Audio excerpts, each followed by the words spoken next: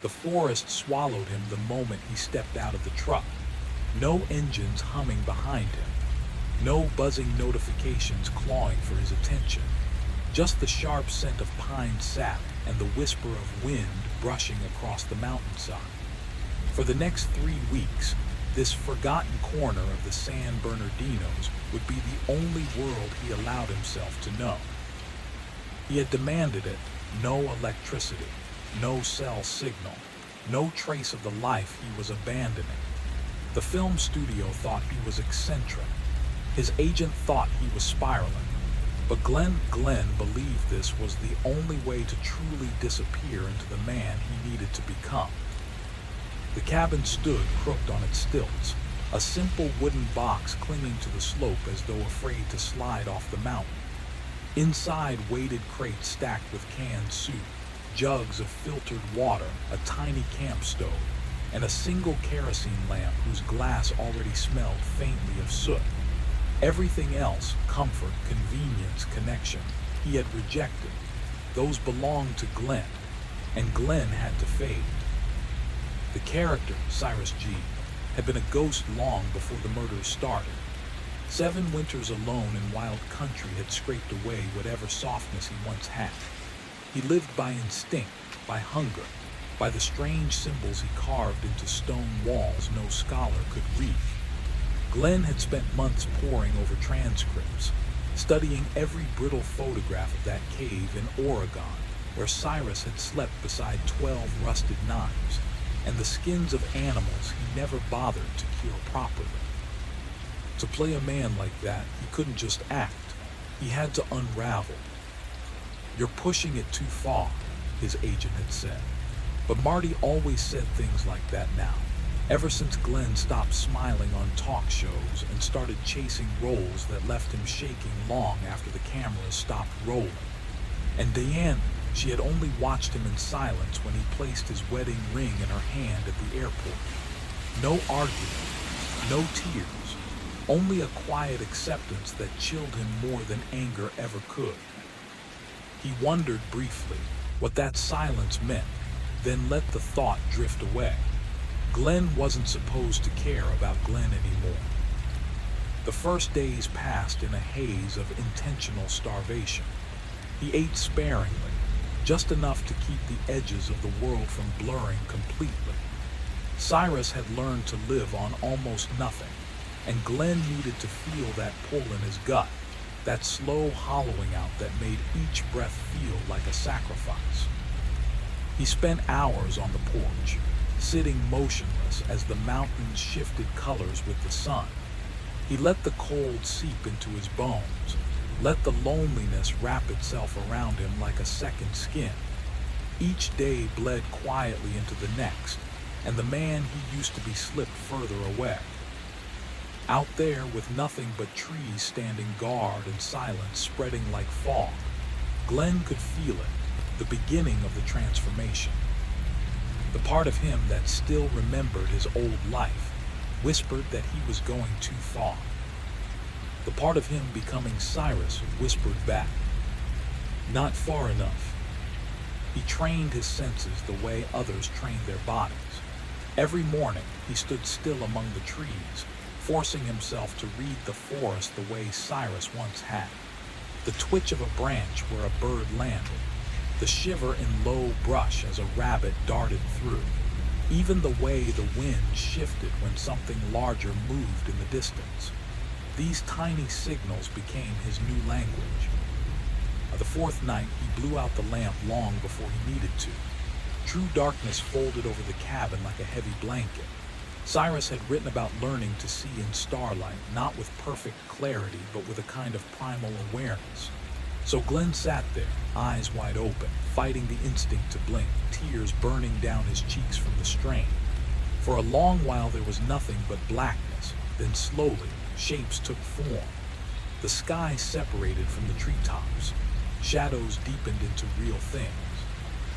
He could almost feel the world settling into a different kind of rhythm.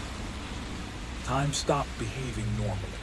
Without screens, alarms, or any of the rituals that marked modern life, hours stretched and collapsed without warning. He slept only when exhaustion pinned him down, woke whenever cold air kissed his skin or dreams shoved him back into consciousness. His thoughts twisted into strange loops. He would start picturing how to portray that pivotal turn in Cyrus's mind, the moment killing stopped being horrifying and became necessary, and then snap back to find the sun had crossed the entire sky while he hadn't moved an inch. By the end of the first week, the cabin felt like alive. Walls and windows were for people pretending to be safe. Cyrus had lived in a cave carved into stone, so Glenn abandoned the shelter, first the porch, then the earth beside it. He curled beneath a coarse wool blanket, watching the stars crawl across the heavens like slow, silent witnesses. At night, the forest was never truly quiet. Once you learned to listen, it always had something to say. The scrape of claws, the groan of cooling timber, the long, whispering sigh of wind threading through pine needles, sometimes so soft it felt like voices murmuring just out of reach. He kept 3 knives with him now, replicas from the props team, but forged to match the weapons found in Cyrus's cave. The biggest was a heavy Bowie knife with a 9-inch blade and a darkened leather grip. Glenn wore it everywhere, the cold weight resting at his hip like a reminder, like an anchor. Sometimes he'd sit and polish it even when it was spotless. Ritual mattered. Cyrus had cared for his blades with frightening devotion. Repeating that ritual helped the transformation settle deeper into Glenn's bones. He studied the man's movements relentlessly, everything from old courtroom notes to the single grainy video from the day Cyrus was captured. Cyrus carried himself like something half wild, shoulders slanted forward, head tilted in that unsettling way predators do when they examine prey. Glenn mimicked the posture as he walked through the trees, letting his balance shift, letting instinct replace intention. With each day that passed, he felt the divide between the man he had been and the man he was becoming grow thinner and thinner, until the forest no longer knew the difference. It was subtle at first, a shift in how the world arranged itself around him. The forest no longer appeared as a broad landscape, but as a tight, focused corridor. Everything outside that narrow path sharpened, widened. He picked up flickers of motion at the edges of his sight, tiny details no ordinary man would register. Moving on all fours or close to it, carved civilization out of him piece by piece. Then came the voice. Cyrus had barely spoken during his trial, but the few moments he did had chilled everyone who heard him. A gravelly, broken sound scraped up from somewhere deep beneath the lungs. Glenn practiced that voice as he stalked through the trees, forcing the resonance down into his chest instead of his throat.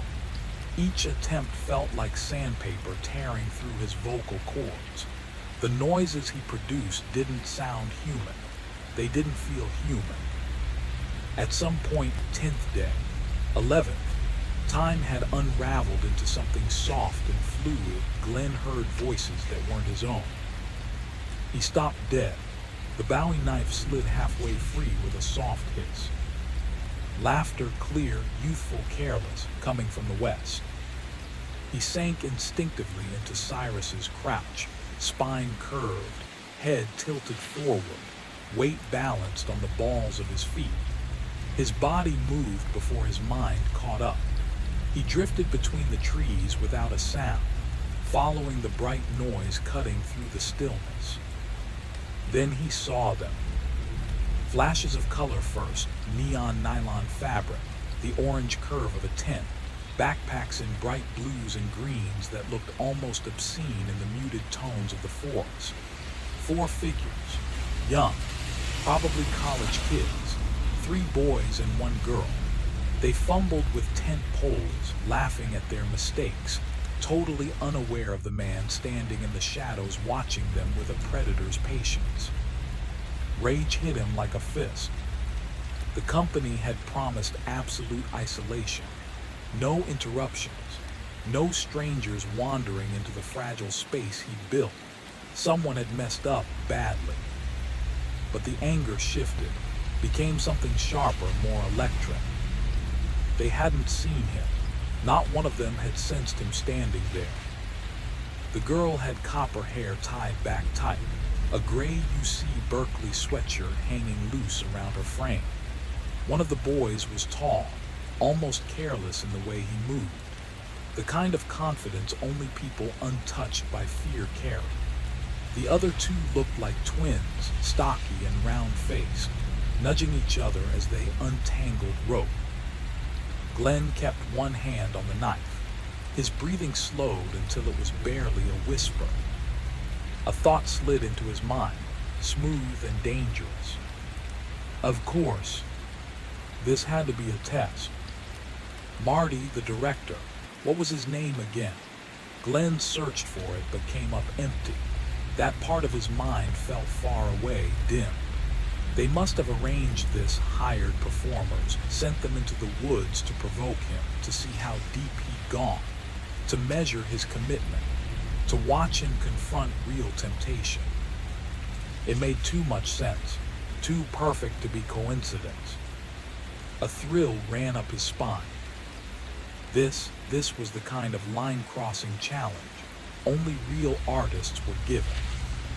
The kind that separated those who pretended from those who transformed, from the ones who only pretended to care about the craft. He thought of legends, actors who vanished so deeply into roles they stopped being themselves, men who let character swallow them whole for months. He felt a strange, warm gratitude toward Marty, toward the director, whoever he was. The man's name kept slipping away, dissolving every time Glenn tried to hold it. But one truth stayed solid. They understood him. They knew what he needed to become Cyrus. Glenn eased backward into the undergrowth, making a wide circle around the clearing. He watched the campers from multiple angles, letting his eyes adjust, letting his posture fold and shift into something low and animal-like. Every time he changed position, they remained blissfully unaware. They were good, he had to admit that. Their timing, their gestures, the way they bickered over the campfire as they struck matches and argued about where to put the kindling. They unpacked trail mix and dented cans of beans, moving with the sloppy comfort of young people who believed the world couldn't touch them. Perfect naturalism, flawless improvisation. This was exactly how you built tension in live scene work, actors playing truthfully, unaware of the camera that must have been tucked somewhere in the trees. Glenn imagined a small production team in some hidden tent, monitors glowing, the director watching every move he made. He would not fail them. As night settled, the fire became a warm, flickering island in a sea of black. Shadows pulsed across their faces as they talked, passed a flask around, and let the faint smell of marijuana drift through the needles. Glenn slipped closer, 15 feet. Just the thin brush of manzanita and baby pines between them. The tall boy rambled about biochemistry, something about protein folding, while the girl teased him for trying to bore them to death. One of the twins pelted him with a pine cone. Their voices blended into an easy, believable rhythm. Glenn found himself quietly impressed. The director had crafted this scene with mastery. Nothing felt staged. Nothing signaled danger. It was all so real. Almost too real. He reached down and chose a thick, solid branch. Then, with careful intention, he pressed it into the manzanita beside him. A dry rustle broke the night. The campers froze mid-laugh. All four heads turned toward the noise. The girls squinted into the dark, but the firelight ruined their night vision. They saw nothing. "Did you hear that?" she asked. Probably a deer, the tall boy said, but there was a new tightness in his voice, a crack of unease threading underneath. Glenn waited. 30 long seconds. Then he made another sound closer, sharper, and this time he inhaled deliberately, letting a ragged, wet breath drag through his chest, loud enough for them to hear. The girl stood so fast her chair toppled. That wasn't a deer. Sit down, Ivy, one twin muttered. You're scaring yourself. Ivy. The name drifted through Glenn's mind like a floating ember, strange, delicate, unique enough to feel like a detail a director would choose deliberately. Too perfect to ignore. And Glenn, hungry for the challenge, leaned just a little closer, long enough to understand exactly how far he could push them without breaking the moment. The girl's name, Ivy, echoed in his thoughts as he straightened his spine and let a low, guttural growl slip from somewhere deep inside him. Not a word, not a sound a normal person makes. Something wrong, something that scraped like stone on bone. He rose slowly, letting the fire's edge barely graze the outline of his body. Not close enough to reveal him fully, just enough to hint at the shape of a man who had gone too long without mirrors, without warmth, without any anchor to the world he used to know. All four students stiffened at once, instincts older than language snapping away. The tall boy, the one pretending he wasn't shaking, yanked a flashlight from a backpack and swept the beam across the tree line. The cold white light skimmed across bark, needles, shadows, and then passed inches from Glenn's face. He didn't blink. Cyrus wouldn't blink. Who's out there? The tall boy called, voice breaking like old wood. Glenn stepped forward. The light hit him full on. He must have looked like something dragged from the bottom of an abandoned mine. Hair clumped into ropes, skin smeared with streaks of ash and soil, clothes stiff with sap and sweat. The knife at his belt gleamed like a tiny fragment of moonlight. The expressions on their faces, breathtaking. Real fear always was. Ivy made a tiny sound, barely more than a squeak, the kind of noise a trapped rabbit might make before deciding whether to bolt or freeze. The tall boy lifted the flashlight as if it could protect him. The twins stumbled backward toward the tent, backs bumping into each other, their earlier confidence dissolving into raw survival instinct. What do you want? The tall boy tried again. Glenn said nothing. Silence was Cyrus's favorite language. He drifted sideways, circling the fire, forcing them to turn as one trembling cluster. He watched the way they huddled together, their bodies reacting long before their minds could. If this is some kind of prank, one twin choked out, it's not funny, man. Glenn's hand dropped to the knife. He drew it slowly. The blade caught the firelight and came alive, a streak of reflected flame, not raised to threat, not pointed at anyone, just present, unavoidable. "Oh God," Ivy whispered. "Please, oh God." The tall boy lunged, desperate, reaching for the hatchet they used earlier to chop wood. Glenn moved before the thought even formed. A blur of instinct and crouched, animal momentum. His boot struck the hatchet, sending it flipping end over end into the dark. "Nobody moves," he growled, shaping the words through that ruined gravel voice he had carved into himself over the last week. "Nobody runs." We have money," the tall boy stammered. "We have." Glenn hit him. Not with malice, with precision. A sharp backhand, enough to make him stumble, enough to split his lip and draw a startlingly real ribbon of blood. The boy cried out, hand flying to his mouth. Perfect, Glenn thought, They prepared the effect work well. No talking, he snarled. No sounds. And they obeyed. For the next hour, or what felt like one, Glenn held them there. Not touching, not rushing, just orbiting them in a slow, prowling circle that tightened and loosened like a noose in an unseen wind.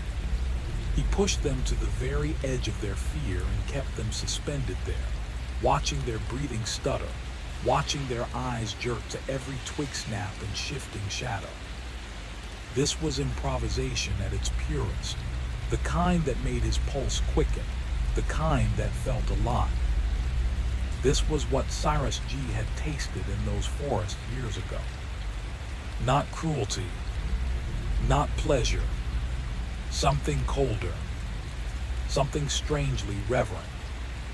The terrible beauty of watching someone realize exactly how vulnerable they truly are, and knowing there was no script that could save them. Kids. The words hung in the cold air, thin and trembling, and for a moment Glenn felt something shift inside him, not sympathy, not hesitation, but recognition. That line, that desperation, it was flawless. Whoever coached them deserved real credit. He stepped closer, letting the fire throw monstrous shadows behind him. The knife gleamed dully at his side, and the night around them tightened like a fist. Kids, Glenn repeated in G's voice, flattening the word until it sounded like a verdict. That's what makes it clean. Derek's breath hitched. Ivy sobbed softly beside him, her shoulders shaking like small wings trapped under fear. The twins sat hunched and defeated, eyes dull with exhaustion and terror. Every detail was perfect. The packing, the emotional arcs, the breaking points. Glenn felt a thrill at how meticulously the scene had evolved. He made them sit closer to the fire. He wanted the director to see their expressions clearly when the footage was reviewed. He moved with a slow, stalking precision now, energy coiled and patient. He inspected their scattered belongings, phones, food wrappers, a pocket knife, a half-empty can of beans. Every object seemed oddly symbolic, as if the forest had curated a stage set around them. "Empty your pockets," Glenn commanded. They did. Coins, gum, a student ID, a cheap lighter, a folded picture of Ivy with her mother, nice touch from props, incredible attention to detail. Ivy's hands were shaking as she placed the photo down, her fingers brushing it with a small, unconscious tenderness. Glenn felt a twinge of admiration. "You miss her," he said quietly, crouching in front of her again. She nodded, her mouth quivered. "Please." Her tears were warm on his thumb when he touched her cheek. So real, astonishingly real. She flinched at his touch, not theatrically, instinctively. "You're very good," he murmured, slipping into Glenn's natural tone for half a breath, offering what he believed was a respectful nod to her dedication. She stared at him, confused, terrified, completely immersed. "Perfect." He eased back into G's shadow, letting the firelight sculpt his expression into something colder, something unreadable. The forest groaned around them. A wind brushed the canopy overhead, whispering through the needles like distant voices. Glenn felt the night wrap around him, rooting him deeper into the role. Then came the escape attempt. He had expected it, anticipated it, counted on it. Around 2 a.m., the twins exchanged a glance, not subtle, not practiced. It was primal, desperate. They bolted in opposite directions. Glenn was already moving. He hit Nathan first, a blur of instinct and forest-learned momentum, slamming him into the ground, pinning him with a knee. The knife's cold spine pressed against the vulnerable soft skin beneath his jawline. Nathan screamed. the sound slicing through the stillness like a snapped wire. Back to the fire. He didn't have to raise his voice. They obeyed immediately. By the time they crawled back into the ring of firelight, whatever hope had flickered in them was gone. They weren't actors anymore. They were trembling silhouettes clinging to breath, waiting for whatever came next. Glenn paced before them, letting his shadow loom large and animalistic. Derek tried again, voice scraping with exhaustion. "You're not thinking straight," he said. "Let us help you. We won't say anything. We'll just go home. You'll never see us again." Help. The word rolled through Glenn like a foreign object, sharp and brittle. He laughed, a low, humorless vibration that didn't sound entirely human. "Help," he echoed. "I'm beyond help. I'm beyond everything." Derek swallowed hard. "Please, man, whatever this is, it doesn't have to happen." "This is the only thing that can happen," Glenn said, letting the line shape itself from instinct, letting G's logic seep through him like cold water. "You think your words matter. You think anything you say changes the truth." Derek broke then, not theatrically, but in the quiet, collapsing way someone does when they know they've run out of paths. "Please," he whispered. "Please, we're just kids." Glenn stared at him, the knife glinting faintly in his hand. For the first time all night, something inside him stilled completely. The scene had reached its peak. This was the moment, the pivot point every story needed. And Glenn, fully submerged in the darkness he had built around himself, felt the forest waiting with him, breathless, listening, wanting to know what he would do next. He told them almost in a whisper that none of this had substance, that they were shadows in a world he no longer believed in. The way their eyes darted between each other, baffled and frightened, only fed the truth he built inside himself. They stood for everything he'd turned his back on: rules, comfort, the ordinary lives he'd abandoned. Their confusion felt like confirmation. The night was thinning into a gray, trembling dawn. The fire behind them had collapsed into dull, angry embers. Huddled together, the four students looked drained of everything except the faint instinct to stay close.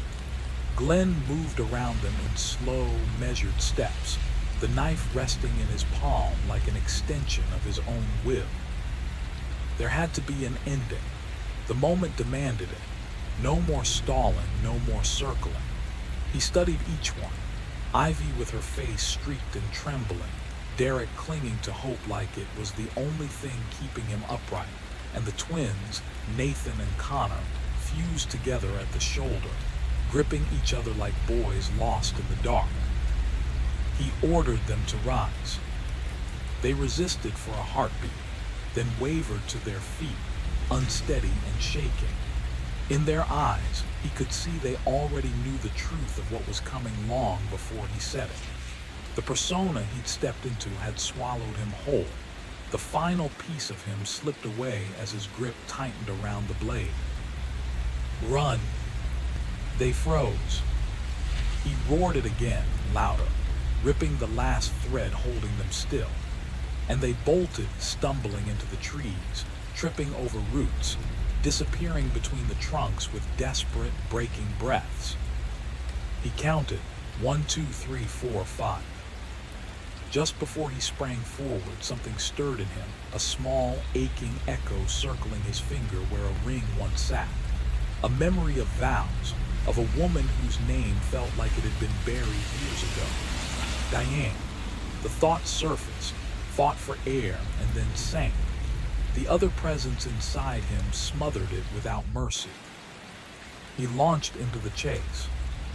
The forest swallowed him, branches clawing at his clothes as he followed the panicked thrashing of bodies ahead of him. Even in the dim half-light, he could track their movement by sound alone. His lungs burned, his heartbeat thundered, but the thrill drove him forward.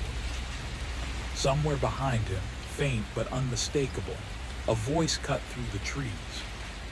"Push harder, Glenn, give me more." They were still watching. They were always watching.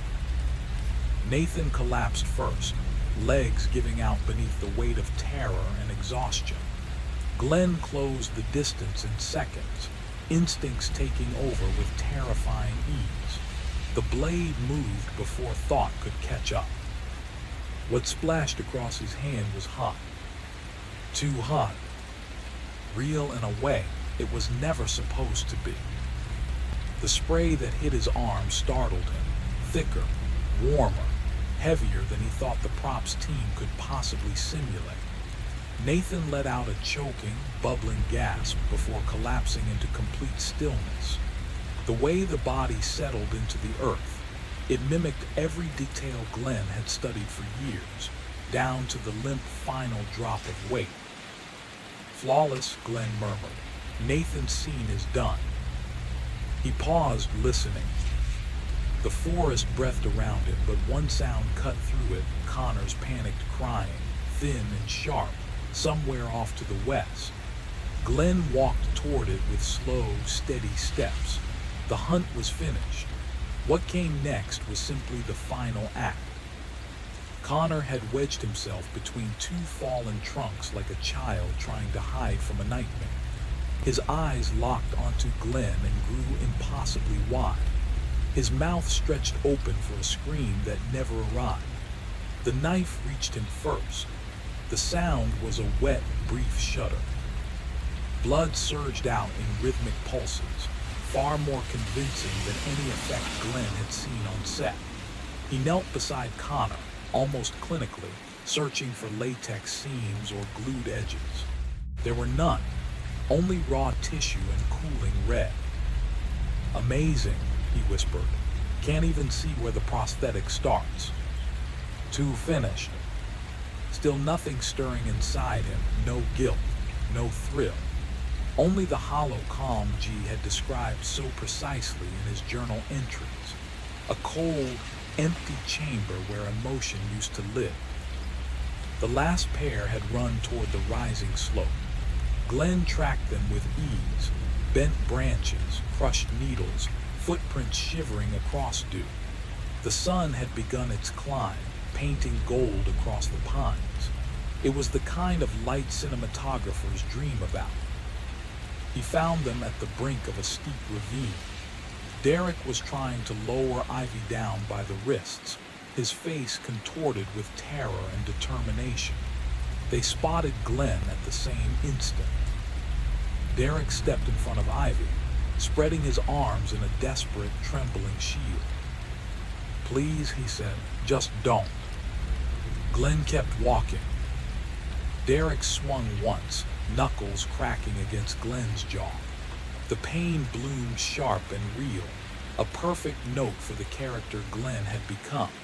He let the feeling anchor him, then let it sharpen him. The blade moved twice, almost like muscle memory. First into Derek's gut, then across his throat as he fell. Quick, efficient, precise. Ivy's scream shredded the air as she scrambled down the slope, slipping, tumbling, dragging herself over stone and dirt. Glenn climbed after her without urgency. She twisted her ankle in the fall, every attempt to stand crumpled under her. She crawled until she had nothing left but her breath.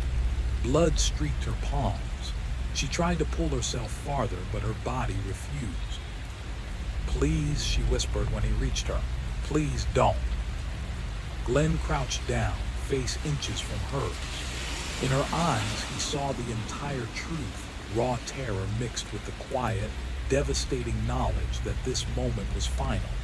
Nothing she said would reach him. She understood that fully. "I wish it didn't have to be this way," Glenn whispered, and for the first time the words tasted honest. G had once written in his final notes, "I don't hurt because I enjoy it. I hurt because it is what I am." Now Glenn felt that line settle inside him like a stone, finding its place at the bottom of a river. The blade flashed once. Ivy's voice broke off mid-breath. Silence folded over the ravine. For a long while, Glenn stayed beside her, letting the morning spill its gold across the stone walls. The pool of red around her had thickened, seeping into cracks in the ground. He dipped 2 fingers into it, rolling the warmth between them with quiet fascination. They had thought of everything. He climbed back to where Derek lay. The early light was already draining the color from Derek's skin, modeling it toward a dull slate. Glenn gently adjusted the body, an arm rotated, a leg placed just so, until the sunlight framed him like a portrait. He retraced his steps to Connor, pulled the smaller body into a beam of bright light, admiring how the crimson caught the glow. Then he returned to Nathan. Nathan was heavier, unwieldy. Glenn dragged him through the pine needles, making a wide path through the forest floor, and set him near the dead fire pit, arranging him to perfectly balance the shot. A full tableau now. A crime scene, crafted with the precision of a painter, arranging a final composition.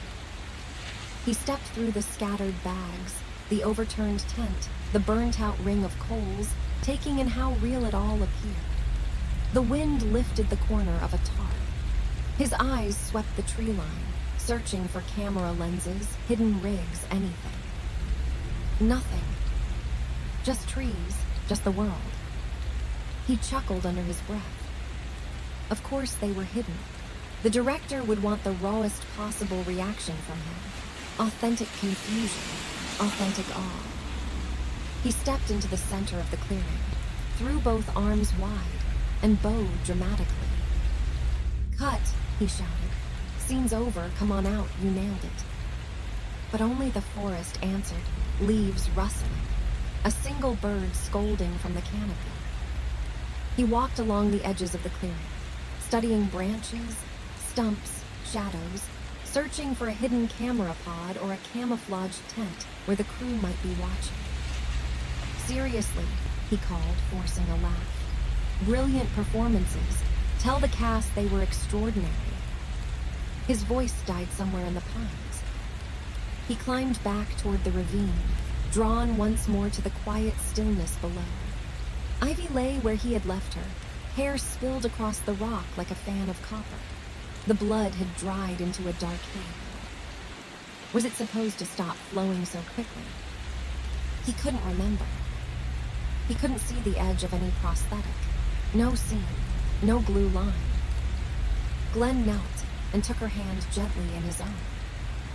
The body was icy to the touch, already stiffening. Glenn's breath caught in his chest. A shadow of thought crept into his mind, a dark, impossible chain of logic that made his stomach twist. No, that couldn't be. His hand trembled as he pulled it back. Heart hammering, pulse racing. For a single suspended moment, he felt a glimmer of understanding pressing at the surface. And then it vanished, swallowed instantly. Of course she was cold. She'd been lying on rock still for minutes, maybe longer. The actress was flawless, committed to absolute stillness. Perhaps cooling gels had been applied, or maybe the shadows themselves had done the work. Yes, that made sense. Temperature gradients in the mountain air could be brutal. And the rigidity, pure muscle tension from holding the death pose so long. Glenn had done similar work himself, enduring awkward, punishing positions for extended takes. Physical mastery at this level demanded everything from the body and mind. He rose quickly, a little unsteady, chuckling nervously. The laugh sounded strange to him, too high, brittle, echoing oddly through the clearing. "You almost had me," he said to the hidden cameras. "Extraordinary commitment, truly remarkable. Tell Ivy, is that her name? Tell her the control, the discipline. I've worked with stunt performers who couldn't hold still like that for a fraction of this time." Adrenaline shook his hands as he climbed from the ravine, still laughing softly. He returned to Nathan, crouched over the sprawling body, mesmerized by the sheer volume of blood. How had they engineered such realism? Pressurized systems, hidden tubes, sophisticated prosthetics. He knelt closer, fingers brushing the neck, searching for a pulse. Nothing. That same impossible chain of thought rose again, dark and insistent. He bolted upright, swaying, vision gray at the edges. No, he muttered. No, they're using muscle relaxants. Or maybe actors trained to slow their heart rates. Yogis, mystics, extreme method performers, it's possible. It has to be possible. He paced the clearing, heart pounding. The bodies remained exactly where he had placed them, perfectly arranged, unnervingly still. Too still. The kind of absolute silence that felt like a presence had been sucked away. This is extraordinary, he whispered, voice rising, almost shaking with exhilaration. This is pushing me, right to the edge, just like G felt. Confusion gripped him, a gnawing uncertainty that twisted his perception of reality. He could feel it pulsing through his mind, proof the method was working, pulling him deeper into the role. He stumbled toward the tent, seized a water bottle, and drank, the icy liquid slamming against the feverish heat coursing through his chest. His hands trembled uncontrollably, fingers quivering against his thighs as he willed them to steady. Focus. Think. Analyze. What were the possibilities? Option 1. This was exactly the test he thought it was. The actors had committed themselves beyond anything he had ever witnessed. The crew had resources, unseen techniques, a level of sophistication that had outpaced his assumptions. Everything was unfolding precisely as designed. Option 2. A truth too strange to acknowledge. A reality his mind tried desperately to reveal, but he refused to see. Naturally, he clung to the first. To choose the second would mean surrendering, losing the edge he had fought so hard to reach. I need to see the dailies, he whispered to the empty forest. I have to understand. How did they make this so perfect? No answer came. Only the trees, indifferent, stretching endlessly in every direction. Glenn sank beside the cold, dead fire, eyes fixed on the frozen tableau. Hours passed. The sun crept higher, then tilted toward dusk. The bodies lay unmoving, unblinking. His mind churned with explanations. Drugs, meditation, extreme method acting, theatrical sorcery. Anything to avoid the terrifying reality gnawing at the edges of thought. When night fell, he remained there, knife at his side, hands coated in dried crimson. He no longer sought the hidden cameras, no longer shouted into the dark. Silence had thickened into a suffocating weight. Full of questions he could not answer. He lifted the knife into starlight. The blade seemed wrong now. Forever wrong. The grooves, the joints, the fuller, all dark with dried blood. He muttered to himself, "The props master will handle it, the rat party, they'll clean it." His voice sounded fragile beneath the immense quiet of the forest. Rising, he moved deeper into the trees, leaving the bodies, leaving the clearing, leaving the impossible questions behind. He walked as G had walked, stooped, deliberate, predatory, because the man Glenn Forrester had once been no longer existed. Only G remained. 3 weeks later, when he emerged from the San Bernardino wilderness, dehydrated and incoherent, he would spin a bewildering tale of actors, hidden cameras, and tests of dedication. The authorities would comb the forest and discover 4 bodies, decomposing, arranged as if frozen in a grim tableau.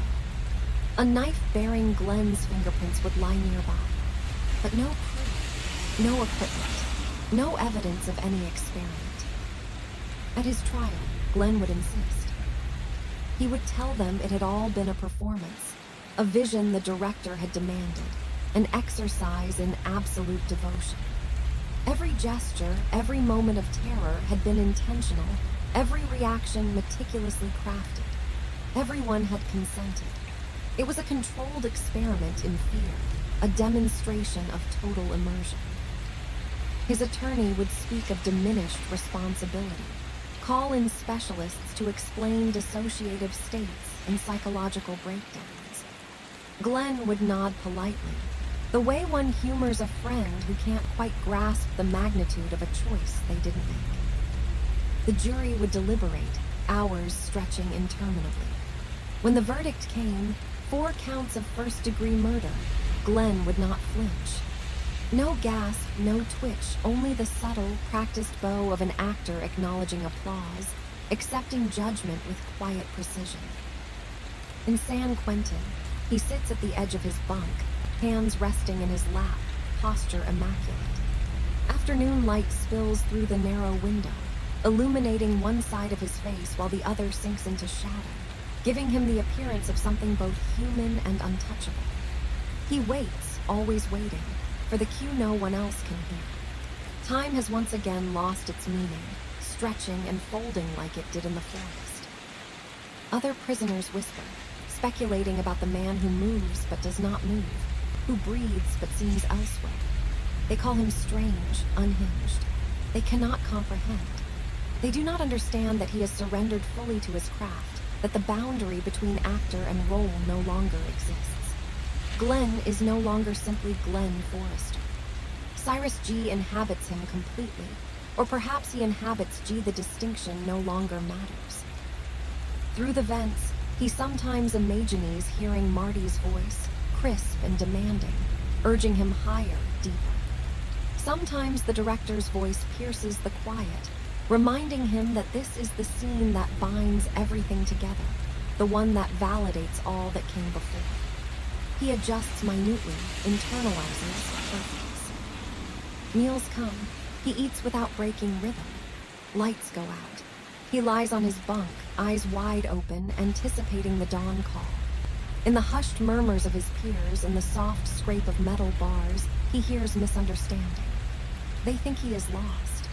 They do not know he is precisely where he needs to be, immersed, unshakable, waiting for the next take in a performance without end. In the silence, he waits. The scene stretches on, infinite, and he endures, unwavering, until someone finally calls, action. The lenses never blink. The director's eyes never waver. Every second holds the promise of the next scene, the invisible command that will start the action again. Somewhere, a voice could shout, cut, at any instant. Somewhere, Glenn Forrester might finally be free to leave. He perches on the edge of his bunk, hands folded, spine straight, every angle of light sculpting his face with precision. Still as stone, still as death, still as the wilderness that has already swallowed the names Ivy, Derek, Nathan, and Connor. He waits, always waits. Poised for the next take, ready for whatever comes, he is nothing but anticipation, the perfect actor for a scene that never truly ends. Story 2, The Kids' Table. Mark had always known he would end up in the basement. Not as a fact, exactly. More like a shadow trailing behind a memory he barely remembered having. Some rooms in that memory were vivid, others blurred, corridors opening onto spaces that shouldn't exist, and yet somehow did. Sitting now at the card table, one leg propped on a swollen phone book from 1987, he could feel that inevitability pressing in. Every November, the Donovans gathered. Always had, always would, until no one remembered why. His mother had called 3 times, her voice trembling in that particular register of anxiety, the one that meant she had already announced his attendance to everyone, and that his absence would mark her as a failure. Mark was 30. He had a mortgage, a job that looked impressive on paper, and an apartment where he lived alone because it was easier than pretending he preferred company. He had never missed a reunion, not once. The basement smelled of mildew and decay, of things forgotten and left to rot. The single bulb above fought to illuminate the concrete walls, failing, leaving shapes that might have been doors, corners, or shadows pretending to be corners. 7 children sat around the table, waiting. Mark didn't know their names, though he felt he should. Their gazes pinned him to the chair like he had always belonged there. "You're in Joey's spot," said the oldest girl, maybe 12, maybe ageless. Her braids were perfect, sharp and precise, each twist demanding discipline and patience, each braid a subtle threat. Mark shifted in the folding chair. The metal groaned, echoing longer than it should in the hollow space. "I can move if you want," she repeated, eyes unblinking. He counted silently, 5, 7, 10. When her eyelids finally flickered, it was deliberate, a muscle remembering a habit long abandoned. The other children nodded in perfect unison, a single organism practicing compliance. Joey, of course, was always late. A boy no older than 8 aligned plastic forks on the table, painstakingly parallel, correcting each one with the reverence of ritual. Twin girls, maybe 6, sat side by side, mirroring each other down to a tiny mole on their left cheeks. When one inhaled, the other exhaled. Mark caught his own breath, heart fluttering in response. From above, the reunion roared. Laughter, chairs scraping, overlapping conversations, a phone blaring some ill-timed song. The ceiling groaned under the weight of Aunt Beverly's steps, deliberate, heavy, authoritative. She emerged into the house like a storm, turning trivial matters into proclamations of cosmic significance. Mark glanced at his phone. 3:47 p.m. He'd arrived at 3. His mother met him at the door. Her face already etched with that quiet, preemptive disappointment he knew so well. She had prepared the words, the sighs, the reminders of duty. He descended the stairs and sat, the basement waiting, the children waiting, the table set with its crooked legs and ritualistic precision. This was where he belonged, and the reunion above him could go on without his interference. Here, in this shadowed room, time slowed, and Mark remembered exactly who he was. Gestured toward the basement stairs with a hand, balancing a casserole in the other, her eyes avoiding his as she said there weren't enough chairs upstairs, so he wouldn't mind sitting with the kids, would he? He nodded automatically, because he always did. He wasn't actually good with kids. He avoided playgrounds, crossed streets when he heard laughter echoing from schools, felt a tight pressure in his chest whenever a group of children passed by. Yet here he was, following her down the stairs because that's what he always did. The afternoon had already stretched long, elastic, and slow, like the minutes crawling in a dentist's waiting room or the final hour of an endless shift. The kind of time that tricks you. 3 minutes pass, but your mind insists it's been 20. "We're not supposed to go upstairs yet," the oldest girl said. Maybe she was answering a question he hadn't asked. Maybe she was stating a rule he should have already known. Family edicts that existed without explanation. Not until it's time. Time for what? Dinner. She gestured at the empty table, paper plates still wrapped in plastic, napkins yellowing at the edges as if waiting there for decades. "We always eat down here. It's nicer." Nicer was a generous word. The basement smelled faintly of damp and mildew. The concrete floor was painted gray, flacking away to reveal green, yellow, and hints of long-forgotten white layers. In the corner, a silent dehumidifier stood, its reservoir clouded with sediment and algae, or worse. Dark rectangles on the walls marked where furniture had once pressed against them. Clusters of nail holes looked like disease eating the drywall. Someone had tried to finish this space once.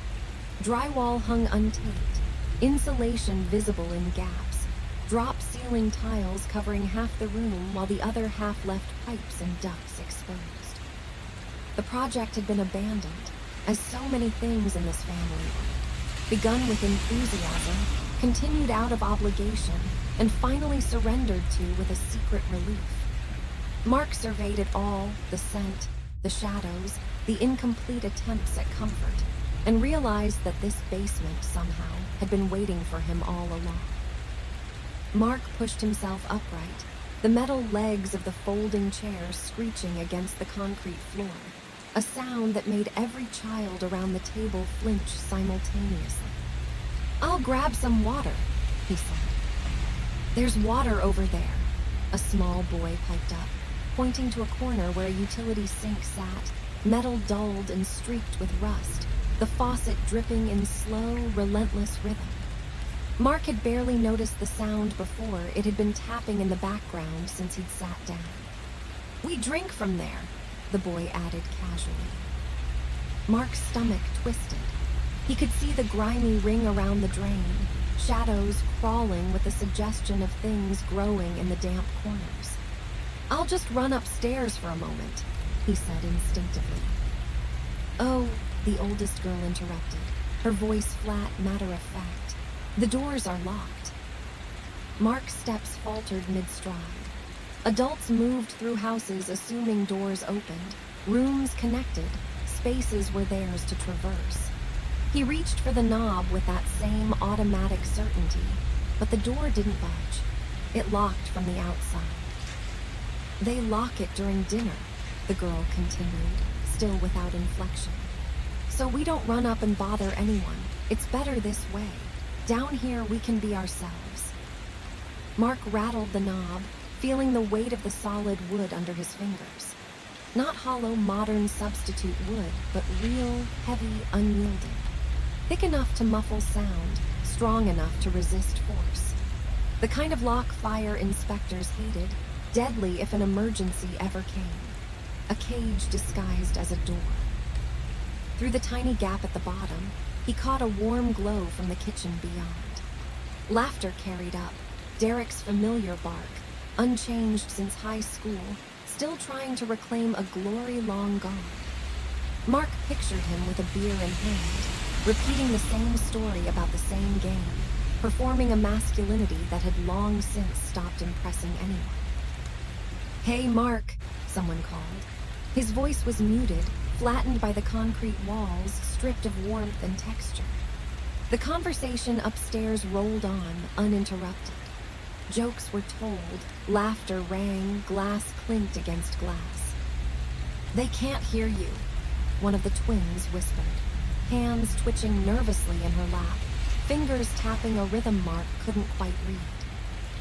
He froze for a moment, the locked door between him and the rest of the world pressing the basement into its own separate reality.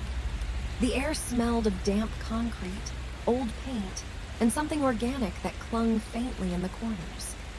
Time stretched, thick and slow, each second dragging like it had nowhere else to go.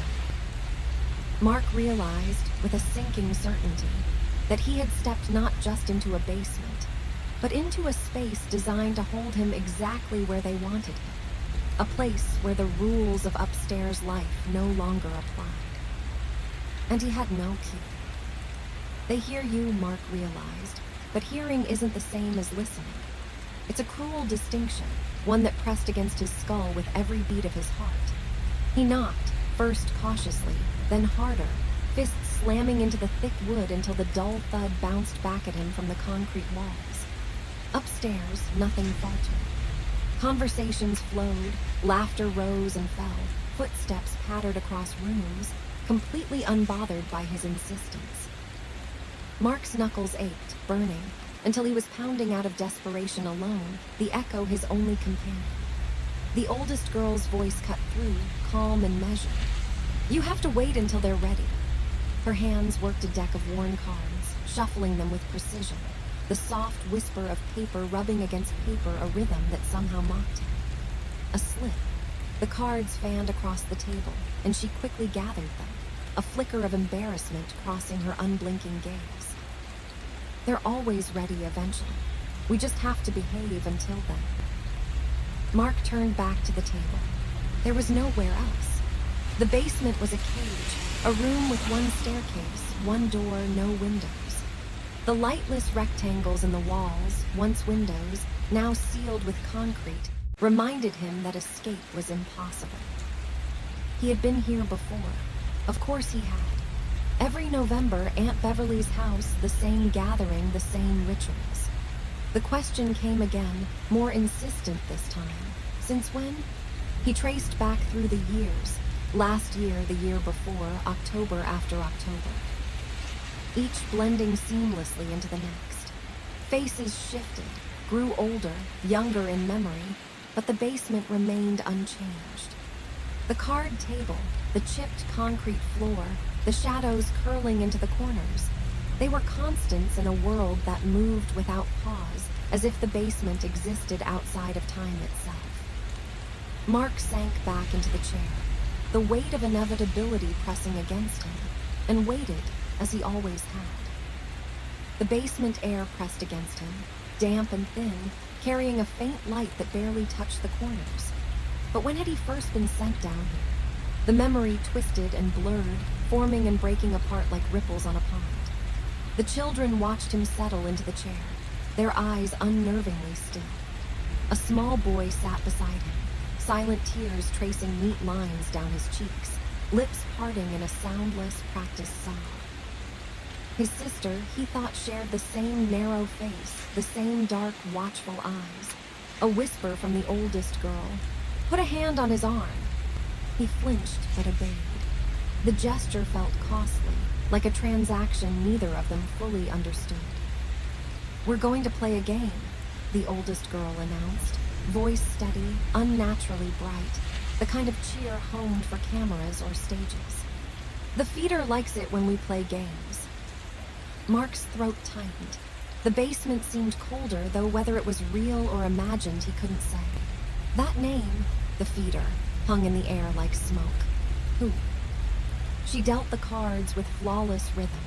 7 to each child, 7 to him. One card slipped from her fingers and landed face up.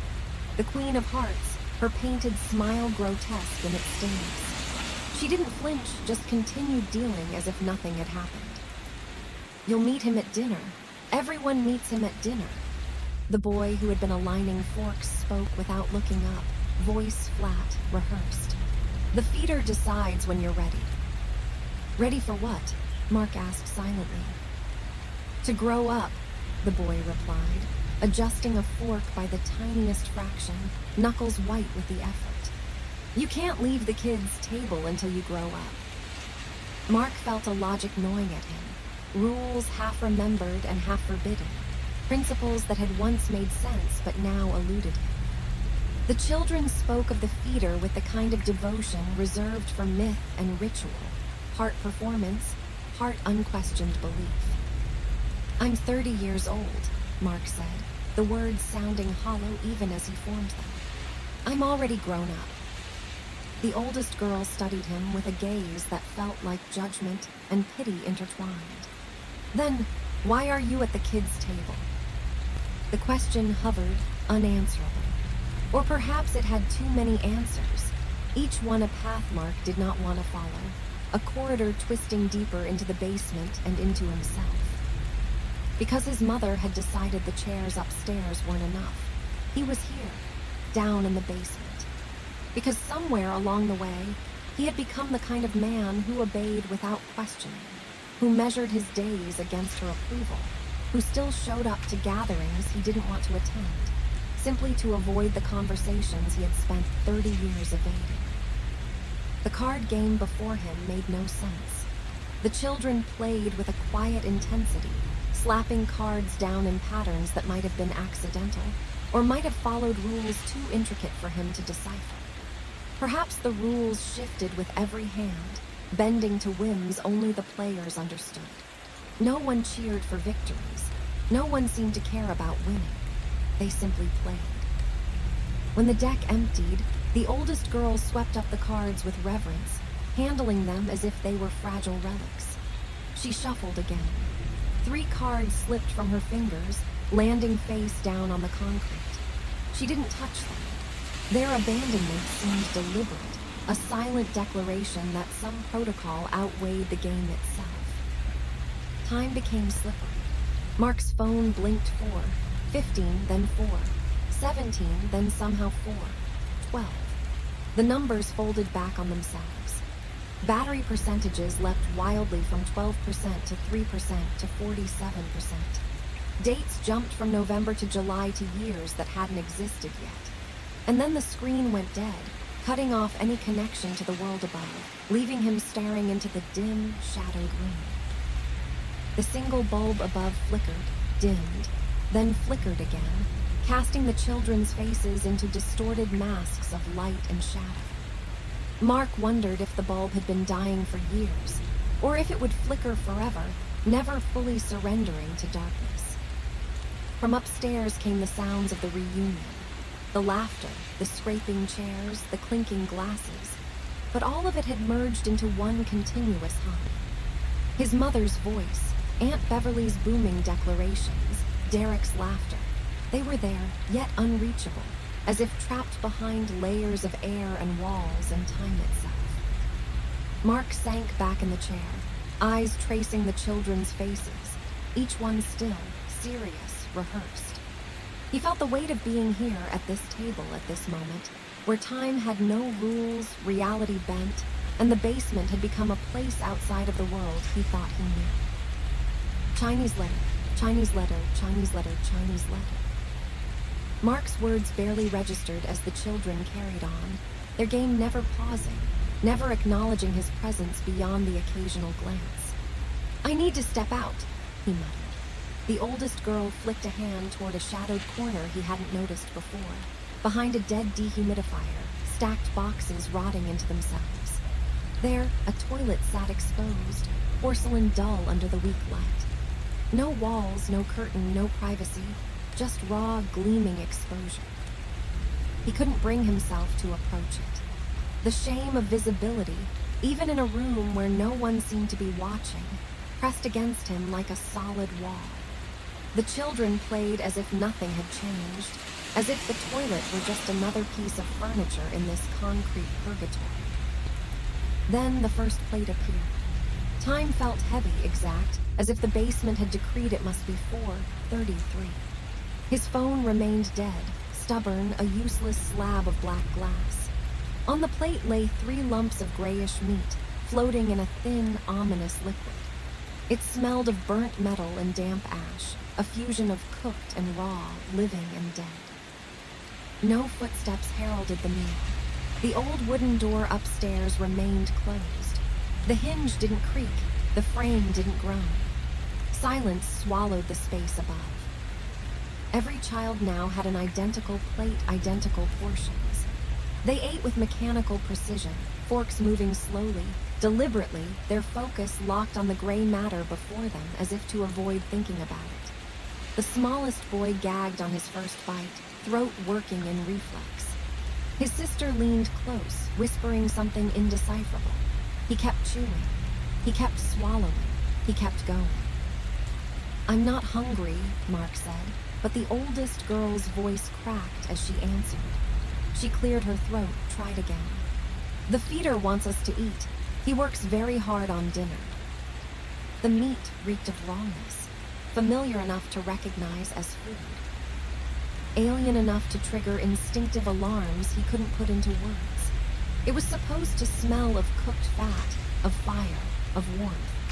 Instead, it radiated decay and control, a quiet reminder that in this basement, every sense obeyed a rule Mark hadn't yet learned. Chinese letter, Chinese letter, Chinese letter, Chinese letter. The basement had changed. The air itself had thickened, heavy with a cold that gnawed at Mark's lungs and stiffened his fingers against the table edge. That smell, it wasn't just meat. It was decay rehearsed, death preserved in some deliberate state between now and never. It clawed at the back of his mind, insistent, inhumanly patient. His stomach twisted, not from hunger, but from understanding. Something primal whispered that this wasn't meant to be eaten, that the gray lumps had crossed a line it wasn't supposed to cross. Memory offered nothing. He couldn't recall the last time he'd been hungry, the last time he'd truly been alive in his own body.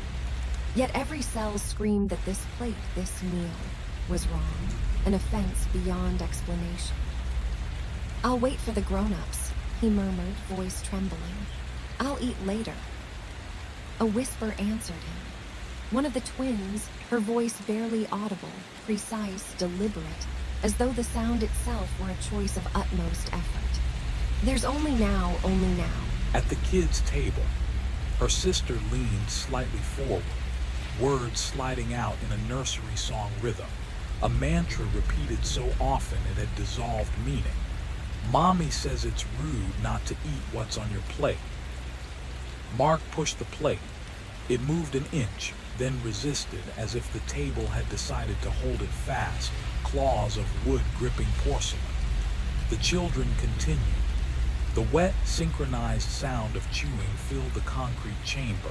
7 mouths, 7 throats, a rhythm too exact to be accidental. Weight 6. The smallest boy had frozen, fork suspended midair, eyes wide and fixed on something behind Mark. He didn't turn. Something deeper than reason, older than fear, held him in place. Some invisible law whispered, "Don't look, don't see." "You have to eat," the boy's voice trembled, still locked on the unseen. "Or he'll be angry. You don't want him angry." A sudden chill rolled through the basement. Mark's breath fogged in front of him, curling and twisting in the dim light, dissipating too slowly. The children huddled, shoulders hunched, bodies wrapped tight around themselves, guarding against the cold that seemed to leak out of the shadows themselves. And then he noticed it, the sound behind him. Breathing, slow, labored, not human. Too many syllables in the inhale, too much silence in the exhale. Each exhalation carried the stench of char and rot, of something once alive now perverse and malformed. Underneath that, something worse. Something organic but no longer living, flesh masquerading as food. A presence that was neither matter nor memory, but a warning. Mark's pulse surged. The basement seemed to contract around him, the walls inching closer with every ragged breath. Every instinct screamed the same thing: turn or don't. He didn't. The oldest girl's gaze locked onto Mark, silent but urgent, pleading across the table. Eat, her eyes seemed to scream. Mark lifted the fork, trembling so violently the plastic wobbled like it might snap. He speared a piece of meat, inching it toward his mouth, yet everything about it screamed wrong. The sheen too sharp, the surface too slick, the texture alive with something unnameable. Behind him, the breathing swelled, heavier, sharper, impatient. It wasn't human. It wanted. It expected. Mark's throat clenched. His body stiffened, every nerve screaming refusal. He couldn't do it. He set the fork down with deliberate care, placing it squarely in the center of the plate. Silence slammed the basement. The breathing halted. The children froze mid-chew, wide-eyed, caught in a moment that felt stretched beyond the laws of time. Then came the footsteps, slow, dragging, unsteady, like a creature relearning motion. They pulled back into the corners, receding into shadows that swallowed everything beyond the reach of the flickering overhead light. Shadows so deep they seemed to have depth beyond the basement itself. The children exhaled as one. The smallest boy began to sob, body convulsing under the weight of silent despair. The oldest girl's hand shook violently, her fork clattering to the concrete, echoing like gunshots in the hollow room. "You made him leave," she whispered. No relief in her tone, only dread, only certainty that the consequences were now inevitable. Next time, he'll be angrier. Mark's hands ached, fingers numb and cramped from holding the fork. "What is he asked, voice small. The question lingered, impossible to answer, suspended in the dim, oppressive air. The children returned to their plates with frantic urgency, shoveling the wrong meat into their mouths as though speed could erase the horror of it. Each bite sounded desperate, mechanical, survival-driven. A second plate appeared. Time didn't exist as it should. Mark couldn't tell if it was 4, 16, 5, 16, or some other hour entirely. Minutes folded over themselves. Hours might have passed, or maybe none at all. This plate was different. 5 pieces of meat, pinker, almost vibrant, the texture wrong in a new, uncanny way, as if the flesh had been frozen between life and death, waiting for them to participate in a ritual they weren't meant to understand. The basement shadows seemed to lean closer, listening. The children's frantic chewing rose into a rhythm that matched the pounding of Mark's own heartbeat. The air vibrated with anticipation, as though something beyond the walls, beyond the ceiling, was watching, waiting, patient and unforgiving. Mark stared at the meat, his stomach twisting in rebellion.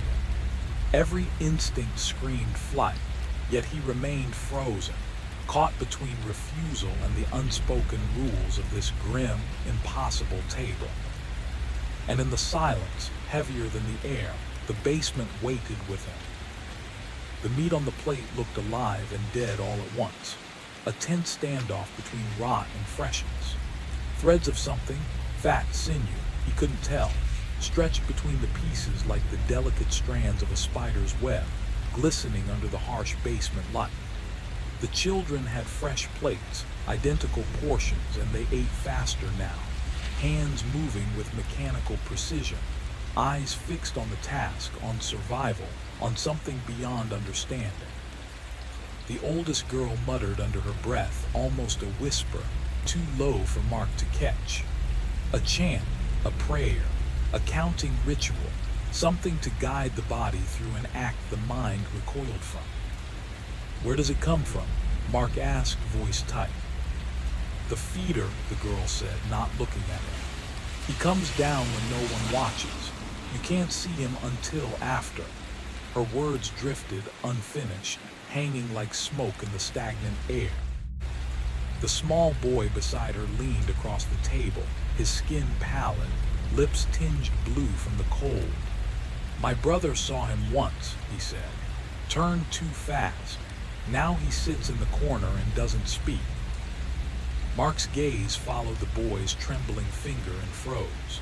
In the corner of the basement, a teenage boy crouched on the concrete, knees drawn tight.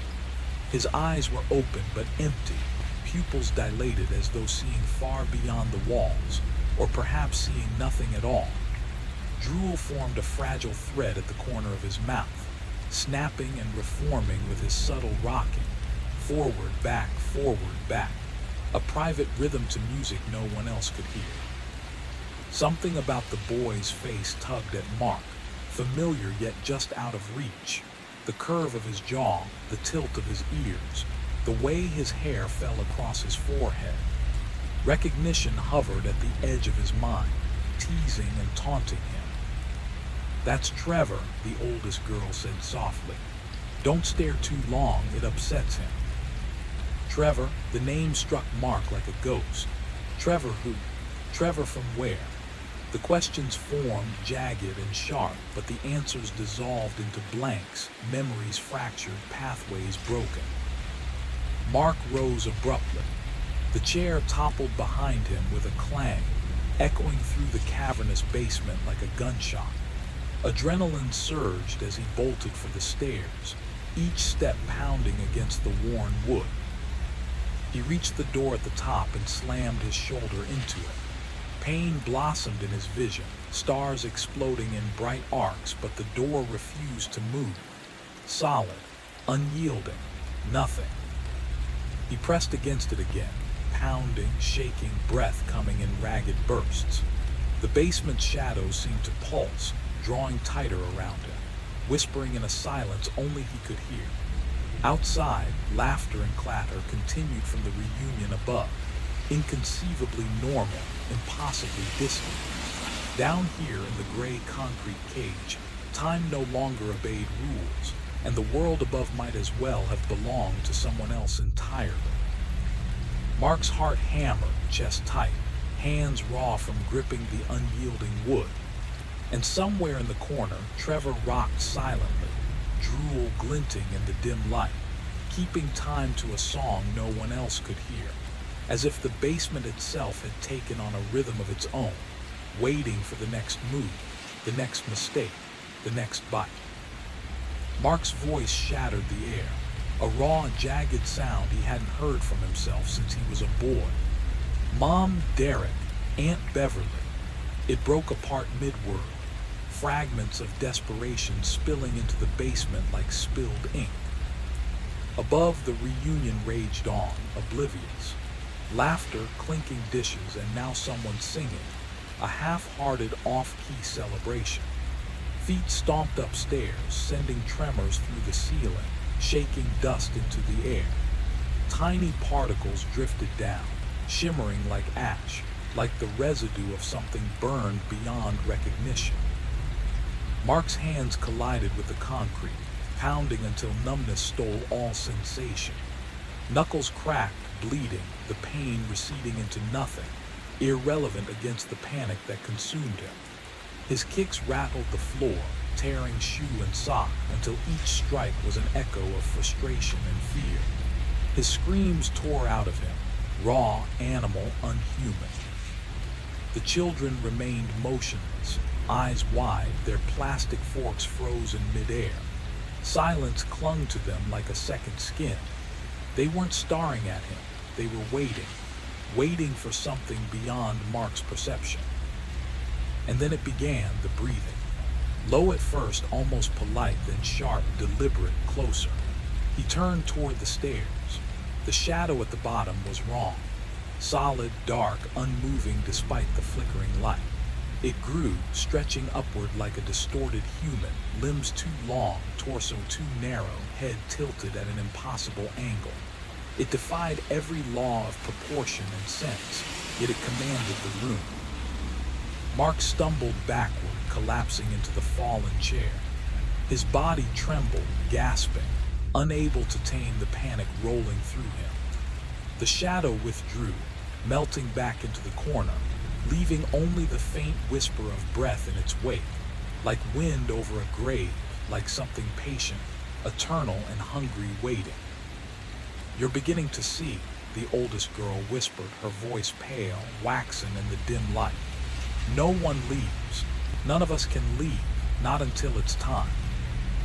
Time for what? His voice was fragile, barely audible, lost in the weight of the basement. She didn't answer.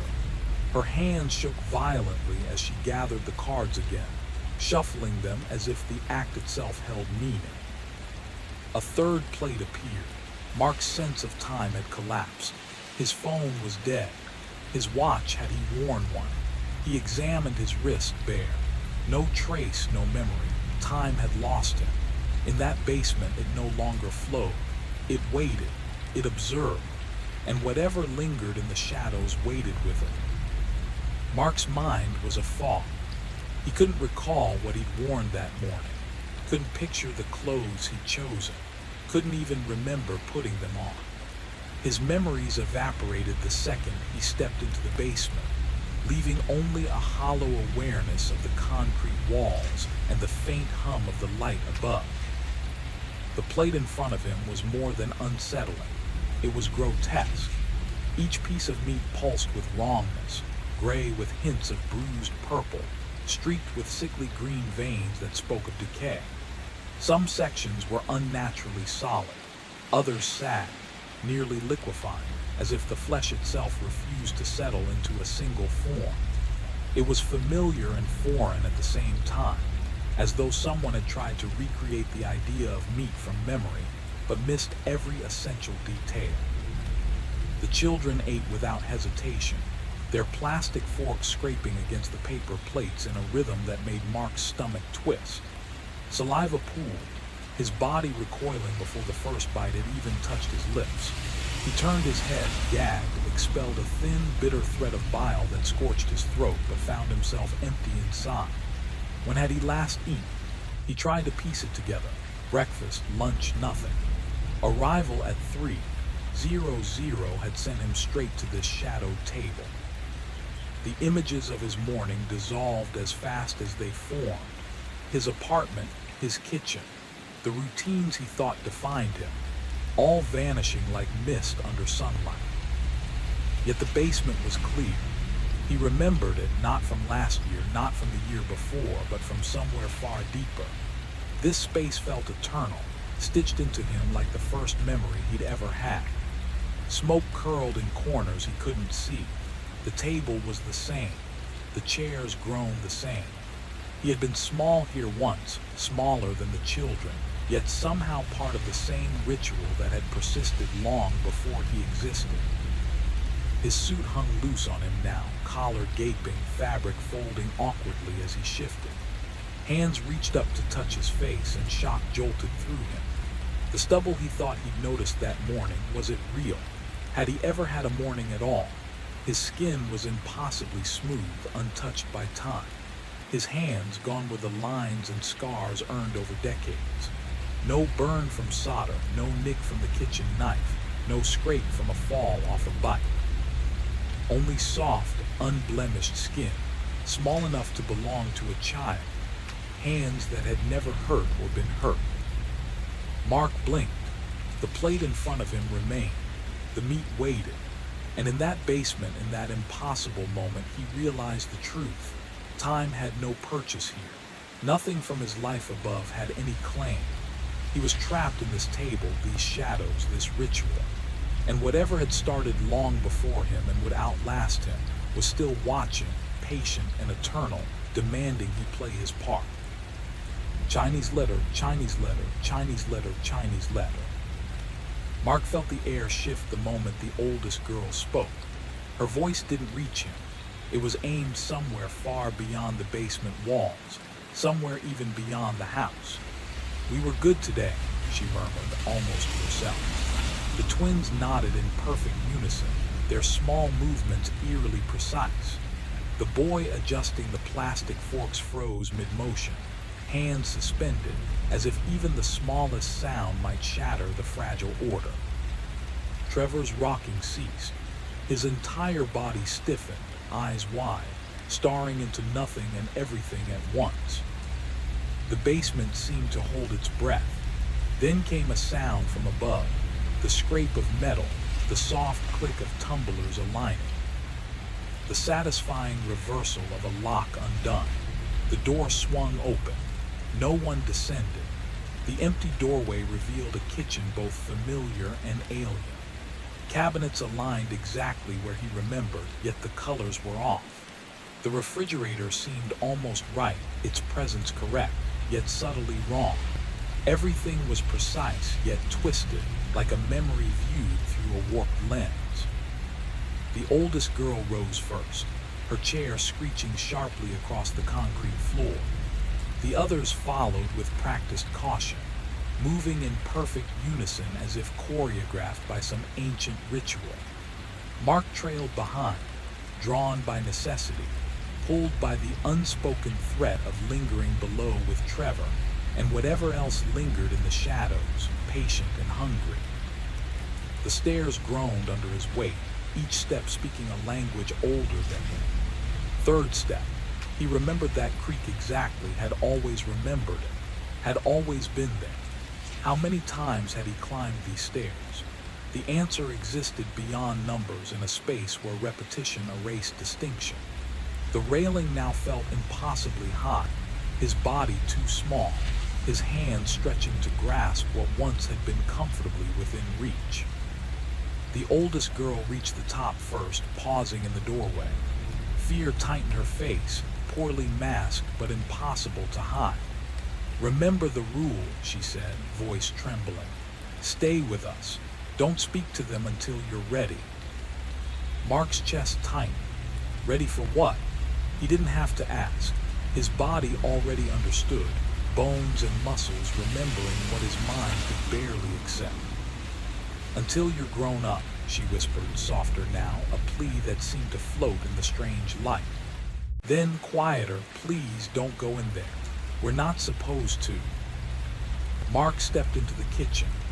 The light assaulted him, harsh and dim at once, falling into angles that twisted the familiar into the uncanny. Shadows stretched in impossible directions, shapes bending where they shouldn't. And above it all, the faint hum of voices from the reunion below reminded him that somewhere, reality was continuing, and somewhere else, he was already trapped between what was and what should never be. The light here made no sense. Shadows bent the wrong way, refusing to follow the glow of the overhead bulbs, twisting across the floor and walls as if they had their own will. The refrigerator hummed low, magnets clutching photographs, reminders, childish drawings, a picture of normalcy. Everything looked right, and yet through the arched doorway the dining room waited. Mark could hear it before he saw it. The muffled chorus of family voices, laughter overlapping with conversation, all blending into one oppressive sound of life continuing without him. An icy grip seized his wrist. The oldest girl's fingers felt like frost biting through skin, sharp enough to make him gasp. "Please don't," she whispered, her words trembling. "We're not supposed to go in there." He yanked free, but the cold lingered, crawling across his nerves, leaving a numb disconnect between what he felt and what he knew. He stepped through the archway. The dining room was a tableau of horror. Chairs were all filled, every body frozen mid-motion. Aunt Beverly grinned from the head of the table, teeth bared unnaturally, gums receding. Derek's hand hovered over the breadbasket, fingers elongated, nails thick and yellow. His mother faced Uncle Tom, smiling in a frozen mimicry of joy. Every gesture was trapped, mid-laugh, mid-word, mid-breath, yet the air was thick with decay. Cobwebs stretched from shoulder to arm to head to table, a delicate lattice of filaments binding them together, whispering of years untouched, spiders claiming dominion. The tablecloth had faded to bone, blotched with stains that made Mark's stomach coil. What had once been food, the roast, the casseroles, the fruits, was now grotesque relics, cracked, desiccated, fossilized husks that hinted at the violence of time itself. The walls bled with peeling wallpaper, curling away like skin. Above, the chandelier leaned precariously, its crystals clouded and half gone, reflecting the dim, fractured light. Water damage had blossomed across the ceiling, brown and spreading like moldy petals. The windows were boarded but not perfectly. Slivers of light pierced the gaps, dust motes floating like tiny ghosts in the beams. The room breathed, almost imperceptibly, as though it remembered the lives that had once occupied it, and now demanded that Mark remember too. The windows had been boarded up for decades, gray planks warped and curling away from their nails, whispering the passage of time. Mark's lips moved, but no words escaped. Behind him, the children huddled near the archway, silent and wide-eyed, watching, waiting. At the head of the table, his mother sat unmoving. Forever. Her mouth was frozen in a grotesque expression, half laugh, half scream, the grimace of someone caught between breath and death. The skin had tightened and then shriveled, pulling away from the contours of her face, leaving a macabre mask of bone and taut flesh. Her hands stretched out, skeletal, fingers rigid as if still trying to reach Tom. Leather-thin skin clung to them, veins and bones visible beneath. Mark tried to speak, Mom, anything, but the sound that emerged was too fragile, too high-pitched, a child's whisper that vanished before it could cross the room. He stared at his own hands, tiny, 7-year-old tiny, hands unmarked by life, unscarred, unreal. His suit hung in heavy folds, sleeves past his wrists, pants pooled over shoes that were either too big or his body had shrunk. He couldn't tell which. The children began to retreat toward the kitchen, faces stricken with a mix of pity and fear. They had known, had understood, and had tried to warn him. Mark's gaze returned to his mother, to that impossible figure at the table. Something deep inside him, primitive, unreasoning, pulled him forward. A desperate belief that she could still fix everything, that she could chase away the darkness, the cold, the unseen things waiting below.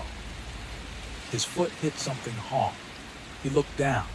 A tiny shoe, blackened and charred on one side, melted rubber curling into shapes no mind could untangle, laces fused into an unbreakable knot. He remembered. He had worn that shoe. Worn it the day the smoke thickened, the day he had slammed against the basement door with every ounce of his strength, screaming until his voice shattered, and kept screaming anyway because there was no other choice. The room shifted. Mark's vision doubled, then tripled, the walls bending and folding around him. The table seemed to stretch endlessly, the chandelier above elongating like melted crystal.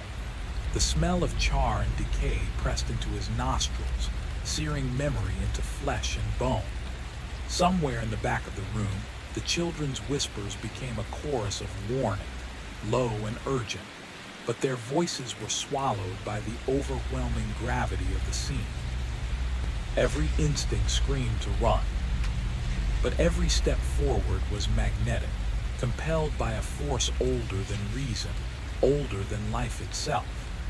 Mark moved toward the impossible, toward his mother, toward the remnants of the family, toward the truths that had waited decades in silence, ready to consume him whole. Reality split before him like shattered glass. The dining room existed in layers, one empty and rotting, filled only with decay and the weight of time. One vibrant and chaotic, warm with life, full of voices, laughter, and the sharp complaints only a family could make. And one burned into memory, 20 years old, the night the candle fell, the fire raced, and everything changed in an instant. Mark stumbled back toward the kitchen, heart hammering. The children had vanished. Silence stretched across the empty room. The basement door yawned open like a mouth ready to swallow him whole. Every instinct screamed to flee, but there was nowhere left to go. The house was dead. The family was dead. Even the world outside was a mirage, a dream that had never been real. He noticed the doorframe, scars he had never seen before, black and char where heat had seared the wood, bubbling paint marking the fury of flames, gouges low enough to match a child's reach. Scratches clawed the surface, desperate and deliberate, frozen in time. Mark's fingers traced the grooves. They fit perfectly. His small hand, 7 years old again, remembered. The memory unfolded quietly without fanfare. He had been at the kids' table in the basement. The smell had been sharp smoke, thin at first, then thick, crawling into every corner. Upstairs, a candle toppled while Beverly gestured too wildly, the tablecloth catching fire in seconds. Flames licked the curtains, the walls, the ancient wood of a house ready to collapse into ashes. The door had been locked, as it always was during dinner, to keep the children contained, to teach patience, to enforce their place in the world of adults. Mark had pounded, screamed, begged. Smoke had filled the room. The children had cried, their small bodies trembling, inhaling fear they could not name. And all the while, the world above burned on, oblivious, leaving him and the others to witness the slow, unrelenting destruction from below. The air pressed in, thick and suffocating, each breath a labor as particles choked lungs that should have been full of life. Upstairs, the smoke alarm screamed, a piercing wail lost in the distance, ignored by those who were already trapped in the dining room's relentless grip. Sound couldn't bridge the floors, and the old house swallowed cries like they were never made. By the time the acrid haze crept toward the basement, it was too late. Bodies collapsed mid-gesture, frozen mid-sentence, hands still gripping forks, minds still tangled in conversations that no longer mattered. Their lives, every trivial concern, every plan, every unremarkable detail, all snuffed out before they could finish. The children below inhaled the same smoke, their tiny lungs filling with the same invisible poison, frozen at the kids' table, waiting, always waiting, for a signal for permission, for a door that would never open. Mark stared at his hands, impossibly small, impossibly pale. 7 years old, forever 7. The 30 years he'd lived, the apartment, the career, the car, the dead phone, the marriage, the mortgage. They were all illusions, echoes of a future that never existed.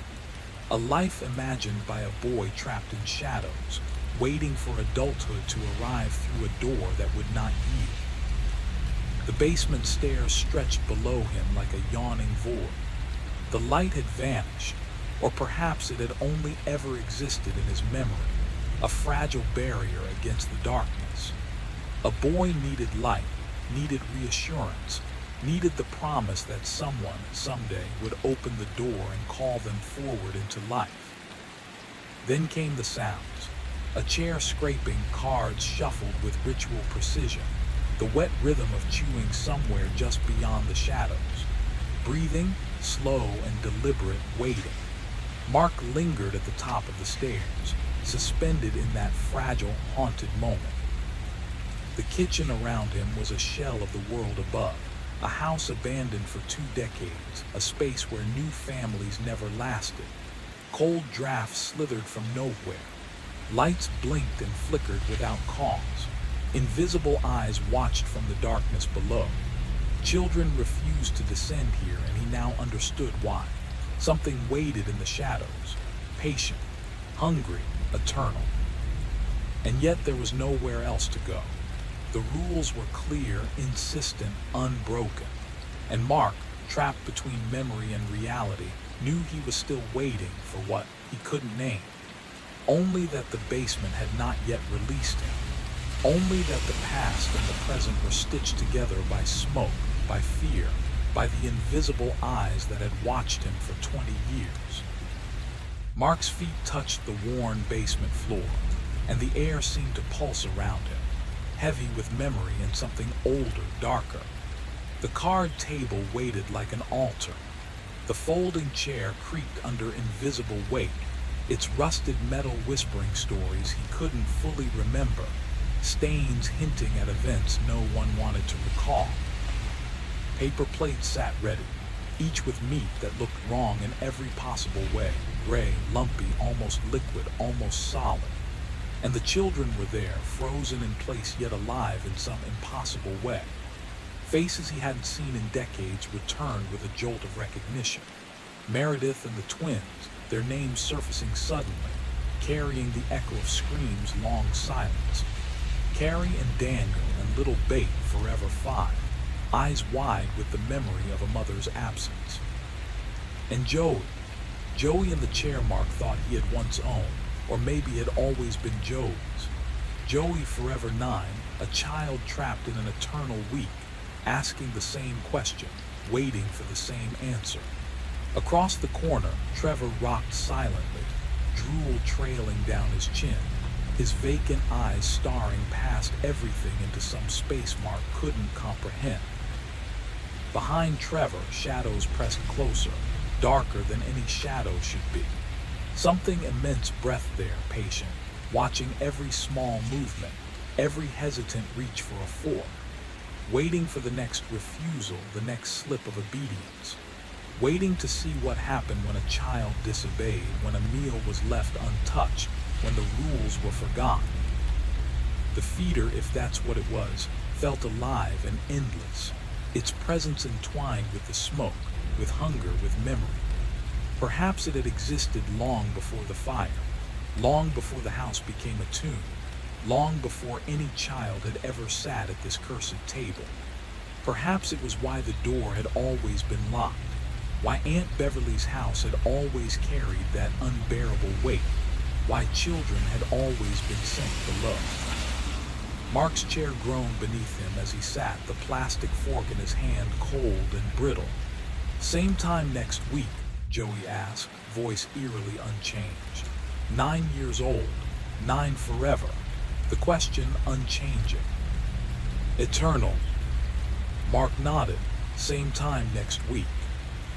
And the ritual continued. Cards shuffled, plates served, meat that should not be eaten. The feeder waited in the darkness, the shadows watched, and the children, eternal and trapped, obeyed, knowing that the basement had claimed them long before Mark had understood what it meant to wait. The basement waited, patient and eternal, its shadows stretching like living things. The light flickered, weak and uncertain, carrying the scent of ash and something older, hunger that had seeped into the walls themselves. Plates of gray, unrecognizable meat appeared again and again, each one more wrong than the last. The children remained, forever trapped at the kids' table, waiting for a passage into adulthood that would never arrive. They sat in silence, waiting for permission they would never be granted, until the house itself crumbled into dust and the earth swallowed the basement whole. Above, the world continued unaware. Families moved through ordinary lives, unaware of what lingered beneath their feet. Occasionally, a cold draft whispered up the stairs. Occasionally, the flickering light tempted curiosity. Sometimes, a child would wander down, drawn by an urge they couldn't name, and find the table set, the cards shuffled, the food waiting. They would sit still and quiet, caught in a ritual older than memory, playing with children they couldn't see, eating food that never filled. They would tell themselves it was nothing. The noises were just the house settling. The cold, a flaw in insulation, the flickering bad wiring, the voices, wind or water or stray echoes. Ghosts, if they existed, belonged elsewhere. Never here, never at the kids' table.